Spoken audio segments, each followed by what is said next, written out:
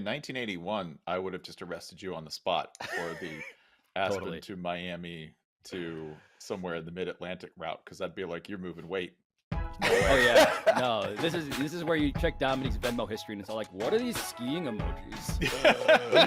Yeah, He's got a lot of friends who ski. The combination of Aspen and Miami, yeah, it's a lot of white stuff. Speaking of white stuff, Alabaster, what's going on?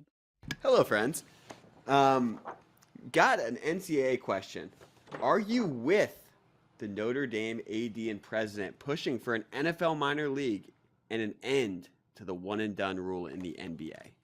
So I feel like as soon as Spencer Hall processed the concept of an op-ed written by the AD and president of Notre Dame, there was something like almost like a Vietnam-style flashback to just repressed things that he has long sought to not have to deal with.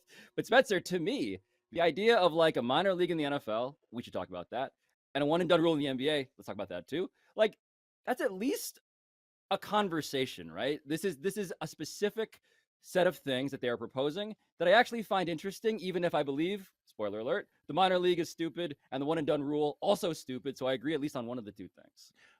People who are in charge of large institutions excel at one thing. Let's get started on all of these great ideas no one will do. That's it. I got a lot of great ideas. And you know what they're all designed to do? Kick the can down the road. These men are closer to retirement than they are to solving another problem or having to solve another problem.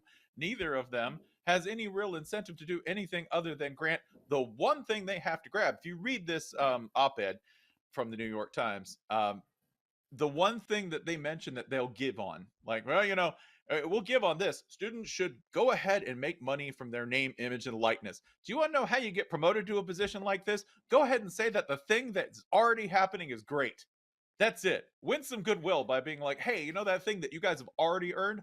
We get to keep it. That's it. There's nothing. If you suggest that the NFL needs a minor league, guess who else has to be on board with that? The NFL. The NFL ain't paying for that. The NFL's not paying Lamar Jackson. They're not going to pay for a minor league. They're not going to spend $1 more than they have to, and they have had free developmental work done by college football, for better or for worse, for the better part of their existence. That's the basics here. An end to the one and done rule in the NBA. Hey, sure, someone is like, these are again ideas which are potentially interesting, good, and which will never happen because they're all a distraction from the real issue, which is that none of these people have any incentive to fix it. They've already had their hand forced on NIL. They will continue to have their hand. So I understand.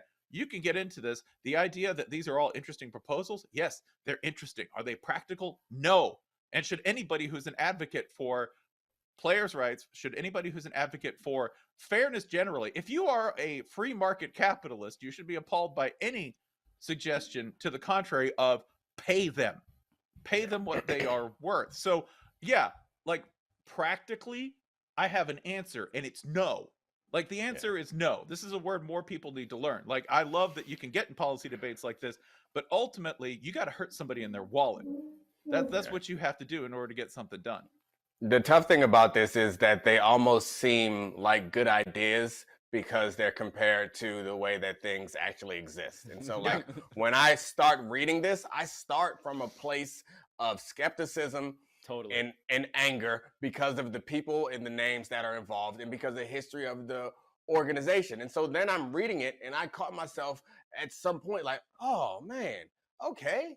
It's a new, like getting softer on it. And then I finally realized, like, no, this is them being pushed in a direction and giving as little as possible. And you know what tends to happen? Not what tends to happen, what always happens. The people with the most power and influence position themselves in a way to succeed and benefit the most, while the people at the bottom are being exploited.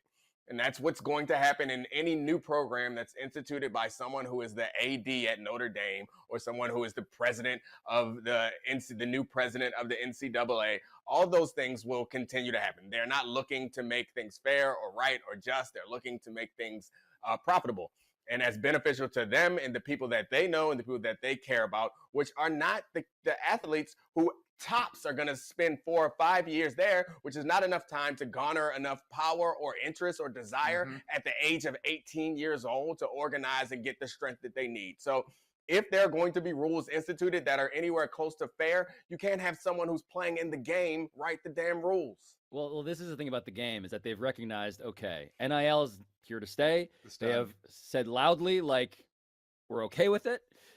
They've also said loudly, we're still not going to want to pay players like employees. Right. And so within those two constraints, what else is there to do? And this is why we get like the Shark Tank of NCAA reforms, where it's like, what about a minor league? Well, for various reasons, I am out. Spencer alluded to them already.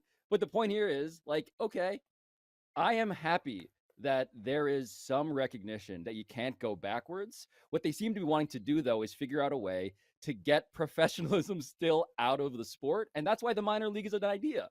It's because all the people who just want to be pros, pre-professionals, go do that. We want to do the thing where we marry, and this is Notre Dame's whole conceit, we marry academics and athletics. And they will dress it up and they will put it under the umbrella of protecting women's sports. And there's a complicated conversation, of course, about how these things get funded. I don't want to make that seem super simple. But Domonique, that to me is, okay, Spencer is pointing to the sky. And in that direction, Notre Dame has a lot of stakes. So what are you pointing at? Yeah, Andy Staples had a great point about this. Since 2003, here's revenue. Notre Dame, Swarbrick and company, I believe it's John Jenkins in this article, make this argument that, yeah, revenue since 2003 has gone up. It's gone up. And if we take away that, it'll be a threat to other sports. You know how many sports Notre Dame has added since 2003 as varsity sports? Nada, zero, zip, none. Where's that? Like, it is, there are several points in this article where if you take another step, it's damning. What an indictment of their stance. The things that they assert are, if you say, oh, well, this is a threat to sports, you can see revenues skyrocketed since 2003. Well, went in a hole, didn't it? Where'd it go? What did y'all do with it?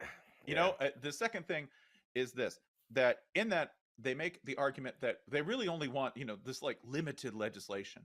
Okay, if the Supreme Court, the NLRB, or someone else says student athletes are not student athletes, they are employees, the legislation is huge because it asks them to overturn that status. That's massive. Asking Congress to do that is a massive piece of intervention that is, by the way, unpopular, deeply unpopular. So let's see. We've asked the NFL to make a minor league, which they're not going to do, and they're too cheap to do. They're not going to do it. We've asked Congress to do something. That's not going to happen, for better or worse, right? Something that's wildly unpopular. Oh, Congress is totally, they got free time right now, Spencer. What do you mean? Yeah, we've solved every other problem. My favorite thing. Yeah, this is nonsense. You can't ask the butcher to fix the welfare of the cattle. You can't. So they also suggested like the injury concerns. So you sustain injuries while you are working for these teams, and they suggested that you add a trust fund, an injury trust fund. So to me, it feels like they know that some people are like hopelessly biased, and they just want to give them something to say. So like when I say, but the players are going to be dealing with lasting injuries. Like I have torn up my hip and torn up my knee. Fortunately, I played in NFL, so I'm going to be able to afford to replace them because I was an employee and I could file for workers' compensation. And there are reimbursement plans through the NFL, and I can afford to buy healthcare going forward. I have teammates who have torn up their hips and knees and shoulders and will at some point have to get those replaced. And the universities have benefited from that. The kids have no claim, or the adults, the 40, 50-year-olds, the 35-year-olds who tore their knee up multiple times and went back out there to perform for the school have no recourse. And they didn't go pro. They're working a regular job, and they may or may not have insurance. They have to figure out how to pay that because they did it while they were working for you. And like that, if you continue to pretend like they aren't employees, like to me, that is the crux of this. And every little solution that they put out there is just like a minor step to like pacify everyone while they figure out how to continue to rig this system. Like it's not new. It's not going to change. They're not good. The people are not going to enforce any rules that make it anywhere close to fair because you know what people don't give up? Privilege. No one's ever given it up, not voluntarily. And honestly, not peacefully, but in this case, hopefully we can figure out a way for someone to relinquish that control peacefully. So I guess the clarity on this that we should bring, because this is an op-ed full of these midway points, is that this is still binary. This is wildly and clearly binary. Either you support these college athletes being employees, or you are stuck trying to, make. Okay, now, yes, Mr. One more thing. Foxworth. So about the idea about protecting these other sports, whose job is that? It's not the 18-year-old kid who has a rare talent. Like the idea that it's his responsibility. Like it's these football and basketball players' responsibility to work hard enough to earn enough money to support other sports. Like the idea that you are presenting the argument that these athletes are bad or greedy because they deserve to get paid because this is going to shortchange another sport. Like, why? If you care about these sports, then you invest in them. Don't ask the people who are already being taken advantage of and already sacrificing the most to continue to sacrifice. To me, it's ridiculous that that's even a starting point for a conversation. Like, let it be a true labor market. And then we figure out after that, once everybody is getting paid, we figure out after that how you are going to support other programs and interests that you care about. No, I don't know. The order of operations there, yes. Yeah, maybe you want to go ahead and also consider the source of a school that has decided to write a one-team contract for its television rights to one network. If you don't want this, don't cash the checks. Don't cash it. Send it back. NBC will happily take that money back. It feels like, in the end, the most compelling argument that any of these administrators is going to make to America is like, hey, don't you want college football the way you remember it? Like, that's what we're really dancing around, is this notion of like, hey, NIL, these super. No, well, I just want to characterize what they're arguing, right? They're saying all of this is changing and it's unregulated, and that is true. NIL is fundamentally a broken system that is being built as a plane would be in the air as it proceeds. There are great things happening. There are also inequities, right? There are super PACs via these collectives that are wildly confusing, that are just essentially doing the thing that people are saying is not happening. What they are saying is that left unchecked, college sports is not going to be the way that you like it. And what they cannot say yet is literally that. They're going to dress it up in all of these ways, having to do with fairness and care for women's athletes and all this other stuff. But that is where we're going to be at the end of the day when it comes to that binary proposition that we laid out. I'm good. Yeah, too bad. Sorry. This all comes back to if I'm an athlete, it's give me my money. Well, but what about tradition? No, give me my money. Nothing. You have to take a hammer to it. I mean, that's really it. Like, I understand. It's fun to throw around half measures. It really is. It's fun to have a debate that's civil. Take a hammer to it. Write someone a check. To me, yeah. It's just, it's frustrating and disappointing, and then angering, and then even more upsetting when you realize that the proposition of this getting changed in the favor of the people who are being taken advantage of is not positive, and that really makes me sad and angry. And the idea that I guess what bothers me the most, and that really gets under my skin, is let's be honest about what we're saying. And I think keep things the way that they are. We've seen that it's changed, and college sports has gotten more professional. People have only started watching it more. So like the idea that it's somehow calling these people employees or treating them like professional athletes is going to make people not watch it is like been proven to be untrue. So when you say something like what they are, and like saying in a roundabout way, protects college football, what you are doing, in my view, is dog whistling in some way about what certain people deserve and what certain people should get. And it's not about actually protecting what you want to watch, because what you want to watch, what you want to participate in, none of that changes. There's not going to be a rule that says you can't get drunk in the parking lot before the games. There's not going to be a rule that says that you can't cheer them on or paint your face. There will be no rule that says you can no longer have parties or put on the jerseys, and like all that stuff is going to be the same. It happens for pro sports. And maybe in college campuses, there's a little different vibe around it, but paying the workers isn't going to change that. All it's going to do is make a certain group of people upset and angry and jealous and disappointed and whatever. and they're using this facade as like it's going to change the way that you feel about the game. Everything changes. Deal with it. I don't know if that made any sense, but I'm angry. No, it's notable that the first line item of these half measures is to start something else that's the NFL's minor league. Listen, this is my favorite. Sorry, guys. That's Sorry, my favorite guys. thing. I love that the first policy prescription is, why don't you guys go do this? Why don't you go build this, right? That's Can a you lot make like, us not have to be the thing we've been this entire time? Yeah. Specifically? Yeah, why don't y'all go do this? Like, that's an astonishing first move for me here, is to go suggest that someone else go do some work. That's great. So- Awesome. Yeah, that's how you know this is an editorial written by committee. They're like, you know who needs to do some work? Someone else. Then go after the NFL. Like, I could appreciate if they took the position that we are developing players that are going to make you guys billions of dollars. We are introducing the country to guys that they will now care about and will make them more invested in your league. That's worth something. I'll give that to them. That is worth something.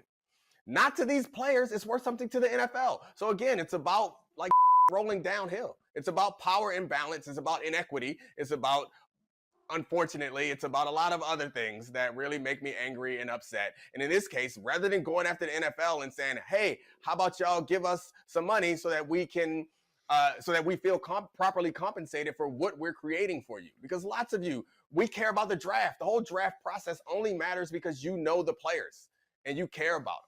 And you care about your teams, but it's also like you get excited because you saw this player balling out in college and you know them. So that has a value, but they're scared to go up against the NFL. Instead, they're going to keep picking on the players and exploiting the players and trying to give them a little half measure to keep them quiet and frankly, to keep us all quiet. But I'm not good at that, as you can tell. I love one last thing. I love that one of the critiques of this is NIL is unregulated. It's unregulated. Since when do you, the American consumer, care about something being unregulated? Huh? There's people who are probably against players being paid in any way or against college football, going against tradition. Those people are probably still mad they have to wear seatbelts and can't smoke indoors, right? Like, I'm not asking you to be consistent. I'm just going to point it out. NyQuil, what I want to do, it is my God-given American right to take my sleep medicine as I desire. I mean, shouts out to NyQuil. I'm like, I know it saved Spencer last week or the week before that. Yeah, deep respect to NyQuil. Classic. Regulated, by the way. Regulated. Quality product that is regulated. When the last time you bought a bottle off the street that had a post-it on it that said NyQuil? Yeah, not never. Yeah, you're not gonna get small batch NyQuil. That's just not. You don't want that. I miss Spencer. Can I say that? Yeah, of course you can. You can miss him. I mean, I think that you might miss. Never mind. I don't want to get sad.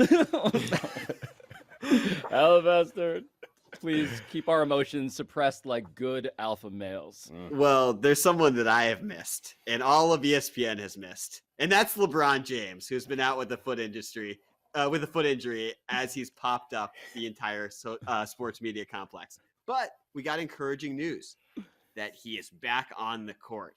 He sort of poured a little water on it, said there's no timeline, but they're reporting he could be back for the end of the season. So I ask you, if LeBron is healthy, do you give the Lakers any chance of winning the West? So it's worth pointing out here a couple of things. Number one, subliminally, of course, LeBron James is our industry. Exactly. Number two, Floyd was right about a couple of things. He's wrong about most things, but he nailed a couple of these things. Anyway. He did. And the second thing that we always do on this show is read the NBA standings, because I'll just refresh our memories to point out that between the 4 seed, that's the Phoenix Suns, and the 12 seed, the New Orleans Pelicans, we're talking about 38 and 34 all the way to 35 and 37. That is 9 teams that are all bunched up together, leaving no room for the Holy Ghost, Domonique. So the question of, is LeBron James healthy? If we're granting ourselves that seems like a cheat code. But in that case, sure, because the 4 seed is pretty much the Lakers right now, give or take a game. Right, and it's not even just that the 4th seed's the Lakers, because I could look at other teams or other times the West was stronger and just be like, it doesn't matter whether LeBron's healthy or not. They don't stand a chance. And this team that's currently constructed, I would say, is not a championship caliber team. But then I look around the rest of the West, and I'm like, I don't know. Well, it doesn't feel like any of these teams are proven to a point where you should believe in them. At least not this season. I guess you could talk about the Warriors and their history, but they're at the bottom of the standings. Right. The teams at the top of the standings, the teams that everyone's supposed to fear, the teams that are going to be the perennial favorites, or not perennial favorites, but the favorites this year are teams that seem very flawed. And at least the Nuggets are in a swoon right now. So they're not even flawed in playing well. They're flawed in playing poorly at the worst possible time. So we'll dive into the Lakers specifically in a second. But to your point, the Nuggets have 49 wins. The Grizzlies are the 2 seed with 45. Then it's the Kings with 43. So, like, none of us should feel great about those odds. Can we go one by one by those teams? Because, Okay, sure. So my issue with the Kings is they don't play defense and they're too young and inexperienced. This just never happens in history. Like, you don't go from being a terrible team in all of history and then all of a sudden you're good and then make a championship run. The thing with the Grizzlies is like Ja Morant, who knows, and also Steven Adams is hurt. You have that issue. And then you go with the number 1 seed. They aren't good right now. And then they're relying on players who are not nearly as good as Jokic. And we haven't seen Jokic take it to that next level. Like, it feels ridiculous to say something about someone who could be a 3-time MVP. Like, there's another level that you need to reach. But there is some level that we saw Giannis reach in his finals where we're like, man, Giannis, one of the best players in the league. But there's this nonsensical thing that we all have to accept is real, is like this want-to-ness that some players absolutely have. And when there's no other options, they can take it over the top. We know LeBron can do that. We've seen AD do a version of that in the bubble. We have not seen, yes, that is what it is. It's the dog. It is the dog. You have that in Lenny in you. Yeah. And look, there is, but on that, there is Stugotz in this, right? Because it is do it in the playoffs. Right. It's do it in the playoffs. And as much as that is a thing that the MVPs and all of the objective evaluation of him being awesome should tamp down, it is a truth that, like, he hasn't done it in the postseason when, as we've said many times on the show as well, the basketball is different. The benches are shorter. The stakes, the game planning. I won't fall into a Doc Rivers rabbit hole here and get emotional, but we've seen regular season versus postseason distinctions become very real. Right. And the thing about the Lakers, though, and this is, I guess, the case as Alabaster, I can sense him itching a little bit. The case is, Austin Reeves is part of that case, which is very funny to me. Mayo Mamba.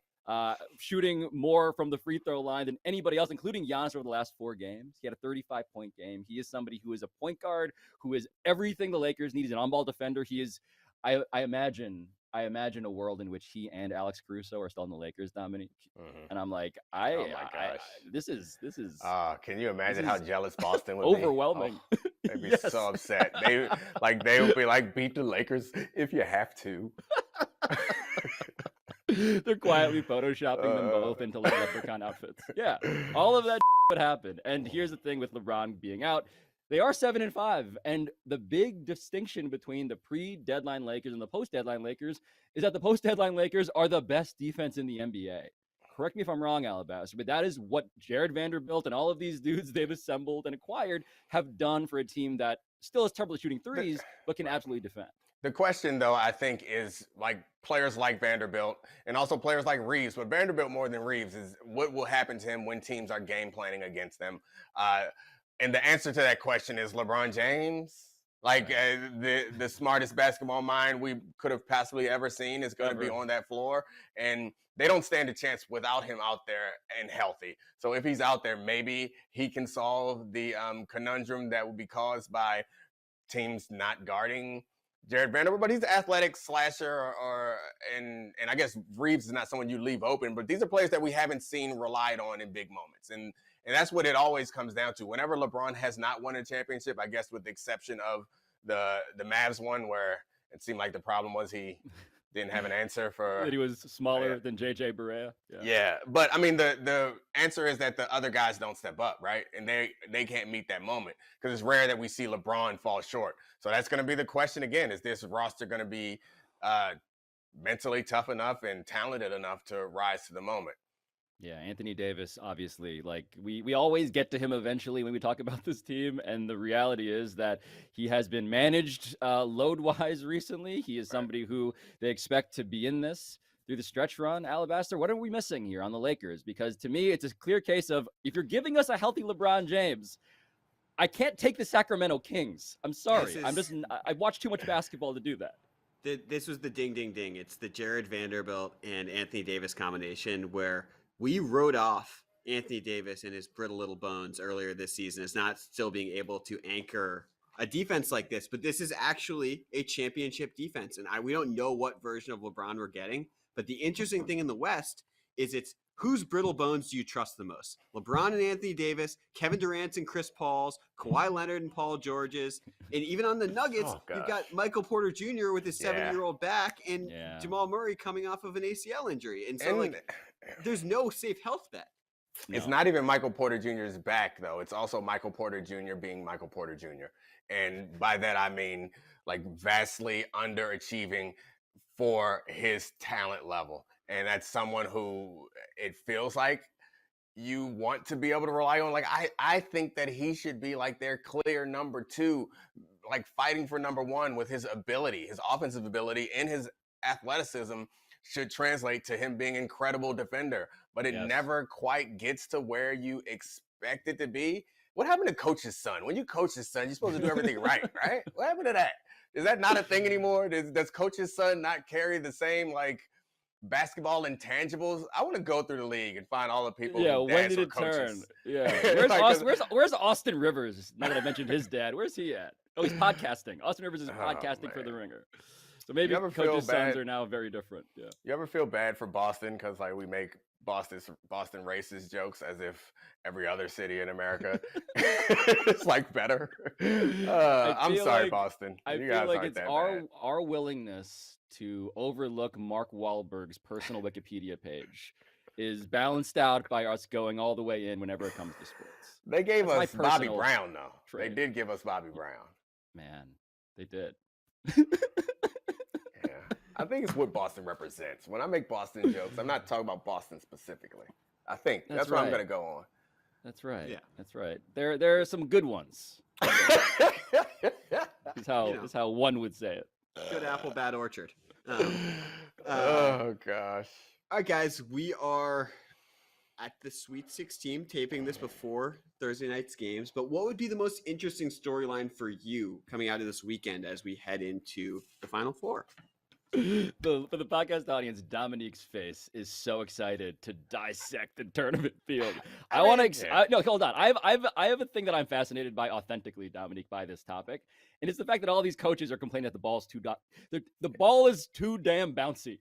That is a storyline right now. Everybody's like, is it the ball? It's the lowest 3-point percentage in like ever in tournament history, and people are asking all these coaches why this is, and they're all saying like, you guys, you idiots are putting too much air into the ball. It's way too bouncy, and this explains all of it, which makes me laugh. Yeah, that seems absurd. That is not a storyline that I'm interested in or excited by. Like, I mean, I guess honestly, I was gonna pull the pivot to the women's side because actually that is more interesting to me. Like Aaliyah Boston and Dawn Staley dominate. Like they are undefeated, just plowing through people, and they're 20-point favorites in the next coming game. And Caitlin Clark putting that team on her back is a lot more interesting, honestly, than the men's stuff. But talking about the men's tournament, Houston is the one that's the most interesting to me, I guess. I mean, honestly, I think it's Alabaster's finger crawled out and tapped on Princeton on this card. Yeah, I'm not doing that. I don't find that interesting at all. It doesn't matter to me. Like, I think it's normally the stories, what matters about storylines are personalities and personalities that we know. So, like, we go with Tom Izzo at Michigan State because I know him. And I think Sampson at Houston is another guy who, like, we're aware of and understand that they could have the Final Four in their home city, which would be fun and interesting. But I feel like the NCAA tournament is more about the intensity of the games than it is any one particular storyline. And I am purposely hopscotching around one storyline that I am not going to bring up, but I'm sure you will. I don't want to either. And here's the very open secret. The NCAA doesn't want to bring this storyline up either. There is. Can you imagine the one shining moment montage? Like it's just uncomfortable. I mean, you have to tell them what you're talking about. We have to. I mean, we're talking about the fact that University of Alabama has this player who is embroiled in a scandal involving murder.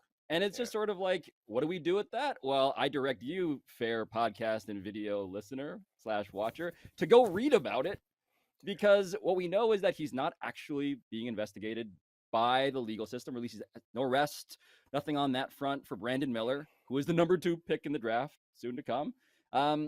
But it doesn't erase the fact that he has been connected to a story that really makes it hard to wipe all the Vaseline on the lens and do the soft focus features, Domonique. And that's what March is ultimately about. It's like, give us players we've never heard of, and the ones we have, make our hearts warmed by them. And this is one of those things where it's like, I feel like I got to go into, outside the lines mode whenever I talk about Alabama. Right. Which is not as much fun. And I think that he's clearly the best player, or at least the best pro prospect. And this team is probably the best team in the tournament when they are playing well. I mean, they're not as healthy as they once were, so that matters. So that they have a good chance of making it to the Final Four and us having to have these conversations over and over again. I don't think that is the most interesting story. Like, I think Gonzaga maybe finally getting over the hump and winning a championship could be something.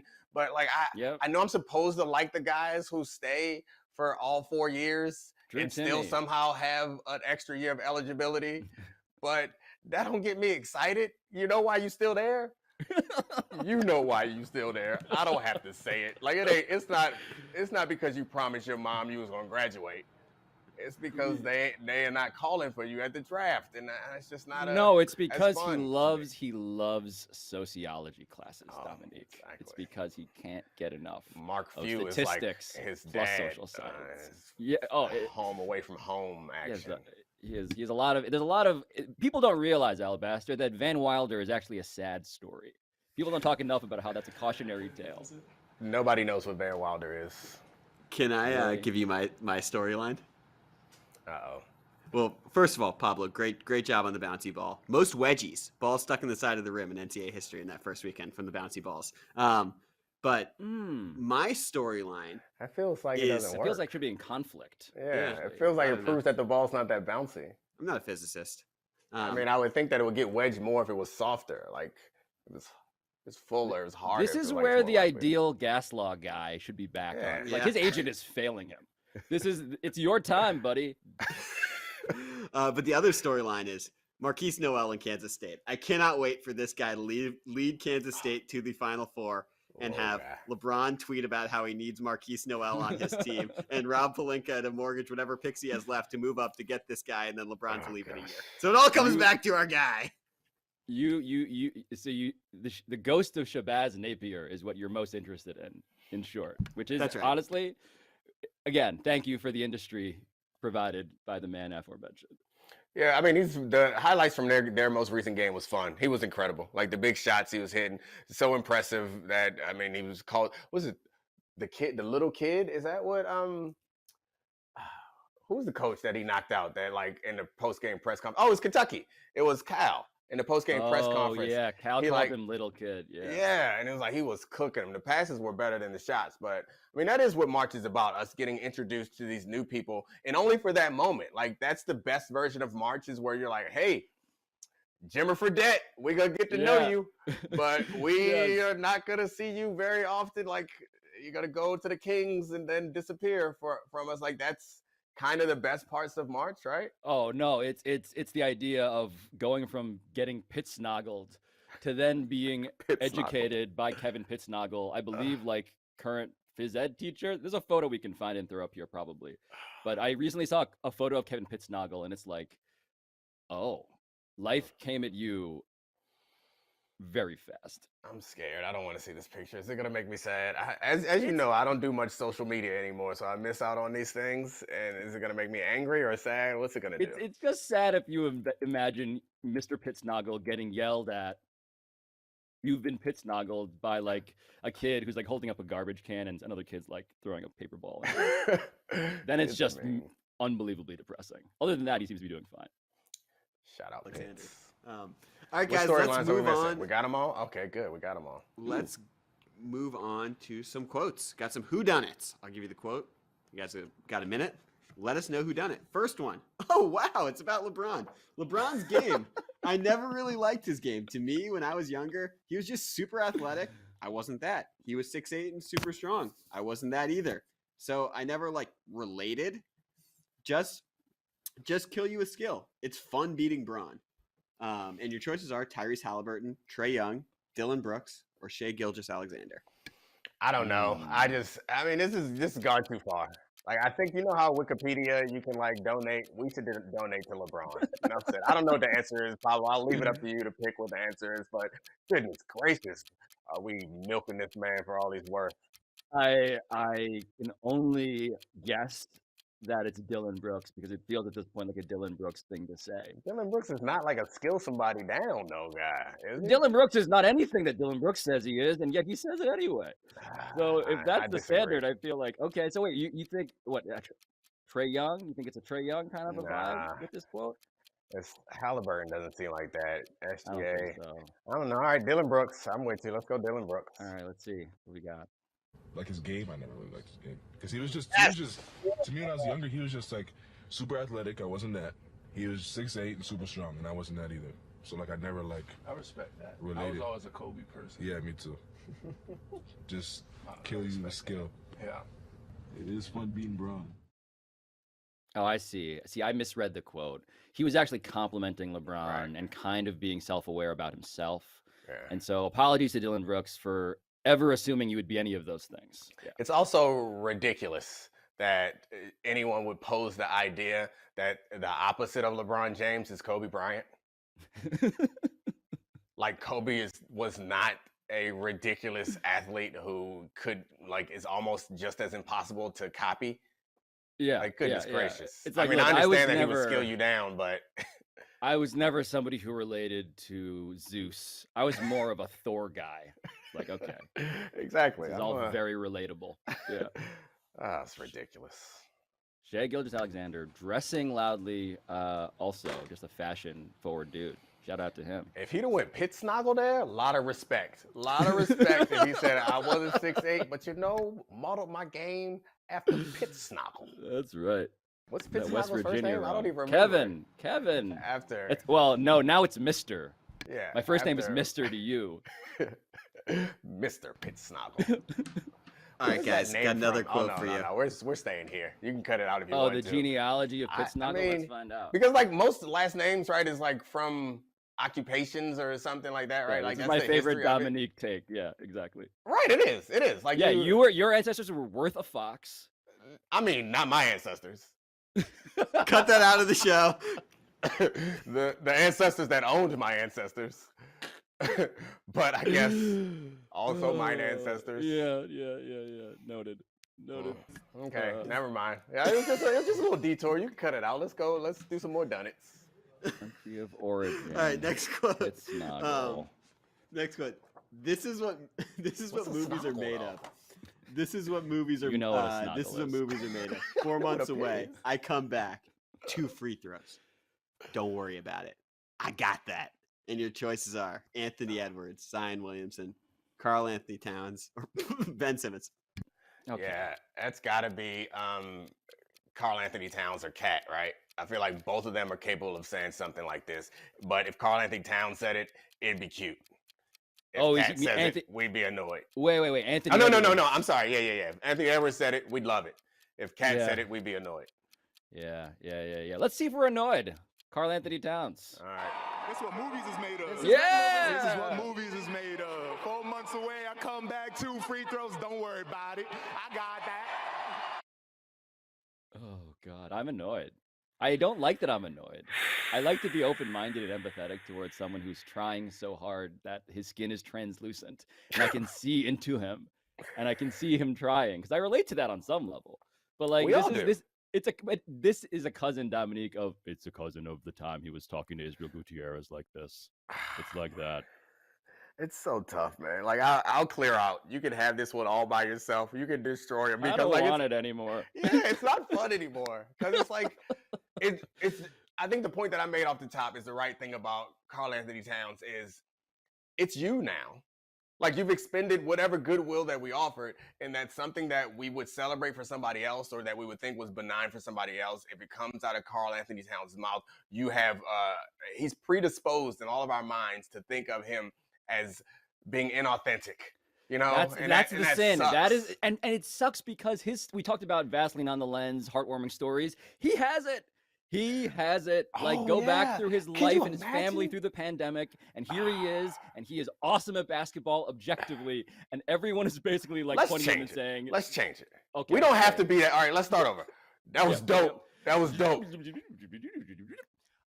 Man, the way Cat came through was clutch, and that was dope. The way that he said it with his chest, big time.